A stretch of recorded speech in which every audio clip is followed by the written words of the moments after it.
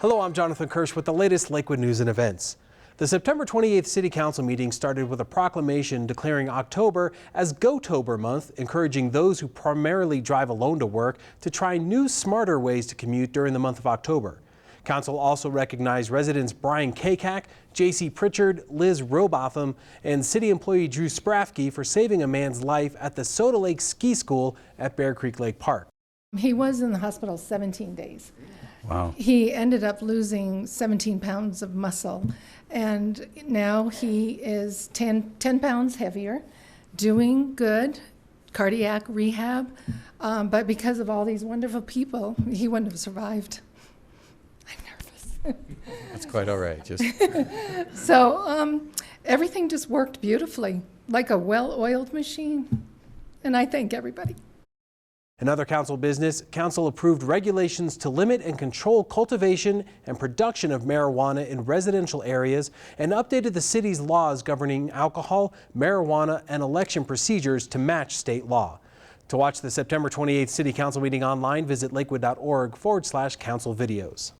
Lakewood has a unique opportunity to guide the development of federally owned land to become a new sustainable neighborhood, achieving a long-standing community-driven vision. The federal government is disposing of unused, vacant property north of the Federal Center Station, and it will develop with or without the city's involvement. City Council is considering participating in an agreement to receive the property, which is near the interchange of Union Boulevard and West 6th Avenue, one of the city's main entrances. By receiving the land, Lakewood can guide the transformation of this unused vacant property to accomplish the community's vision as reflected in more than 10 years of community comments provided in 8 planning efforts from 2003 to 2015.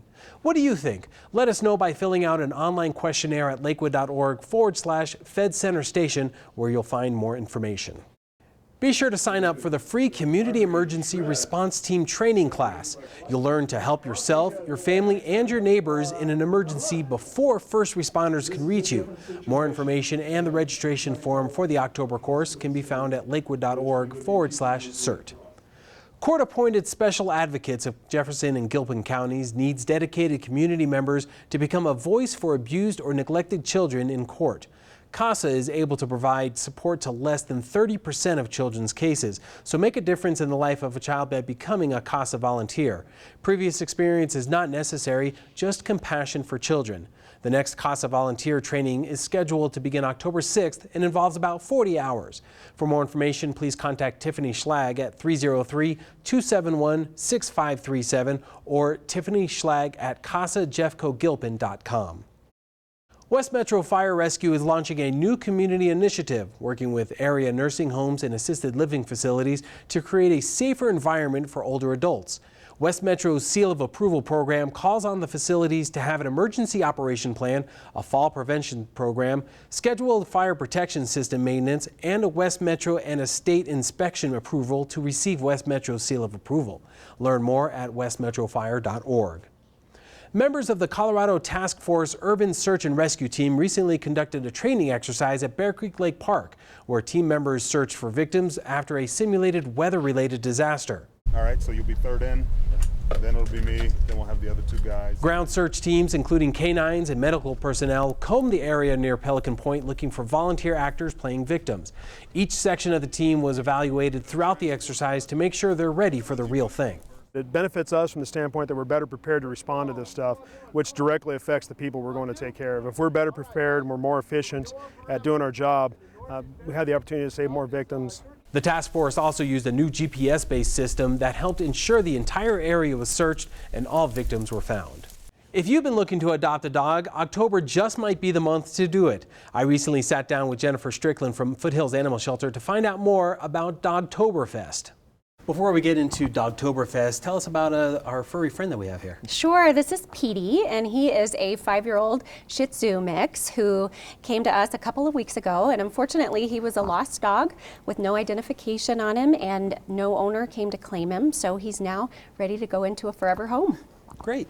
So October is Adopt a Shelter Dog Month, which you all affectionately call Dogtoberfest. What kind of specials can folks expect throughout the month? Well, it's really going to be arranged to be able to highlight all the different types of dogs that we see, which, as you know, vary in shape and size and color and breed and mix and all of those fun things. So you'll see a range from half off to highlighting and giving specials for some of our smaller dogs. And so we would really encourage people just to hop on our website to see what the most current special is. Okay. And this year you have a new partner with Fox Hollow Animal Hospital, and with us is Dr. Ross Henderson with Fox Hollow.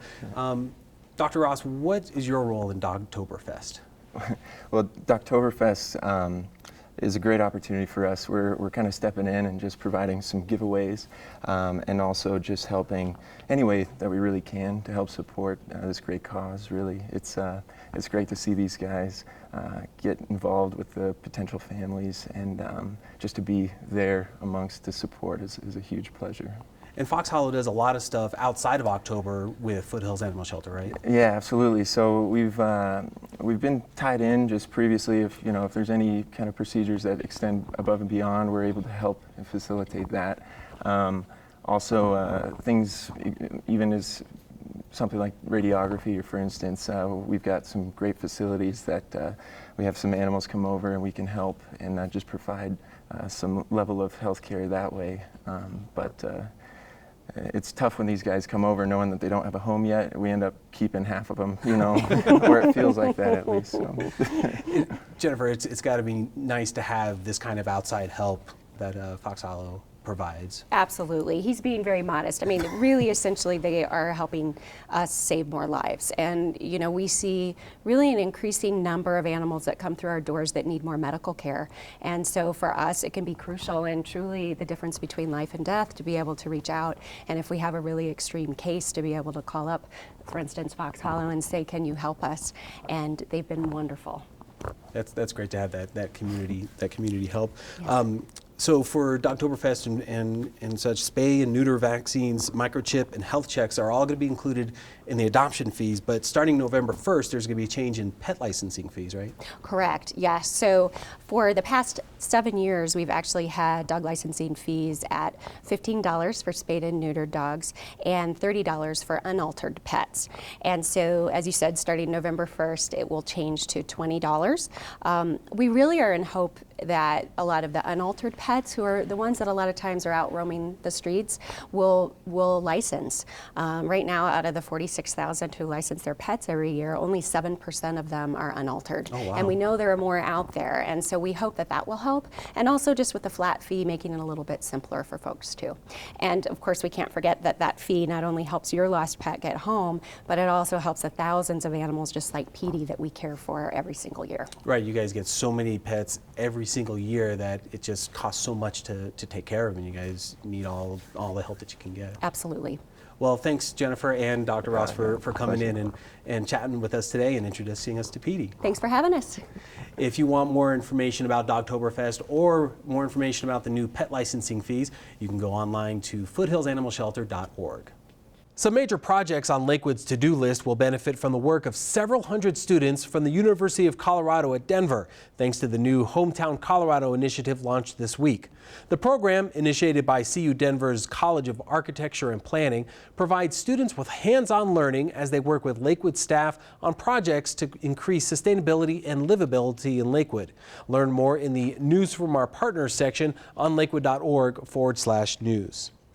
Your chance to share thoughts on RTD's services and future projects is coming up on October 14th at 6:15 p.m. That's the day one of RTD's board of directors will be conducting a telephone town hall meeting. Residents will be called at random to be invited to participate in the public forum and learn about bus and light rail service, the RTD Fast Tracks Transit Expansion Program, and other RTD projects. If you don't receive a call and still want to participate, you can call toll-free 1-877-229-8493 and give ID number 112070, or you can sign up at vacao.com/regional-transportation-district. Lakewood Cultural Center Presents has announced its 2015-2016 season. Performances include Golden Dragon Acrobats, Red Riding Hood, The Adventures of Sherlock Holmes, Timothy P. and the Rocky Mountain Stocking Stuffers, and the Ballet Boys. For a full list of performances for the season and to purchase tickets, visit lakewood.org/tickets. And congratulations to Mayor Bob Murphy, who was recently named a Chamber Champion by the Denver Metro Chamber of Commerce for his efforts to go above and beyond and set an example as a leader. Residents have a great chance each month to meet with their city council members to provide their thoughts and ideas about the city, discuss neighborhood happenings, and learn about the issues that are on city council's agenda. All the city council members have informal, casual meetings with residents that are often referred to as ward meetings. Sign up to receive email alerts about the upcoming meeting in your area of the city by visiting lakewood.org/city council. Click on the ward you live in to subscribe to the email alert. If you don't know which ward you live in, visit lakewood.org/ward map. And that's it for this edition of City Scene. Stay up to date on the latest Lakewood news and events at lakewood.org/stay informed. I'm Jonathan Kirsch. Thanks for watching.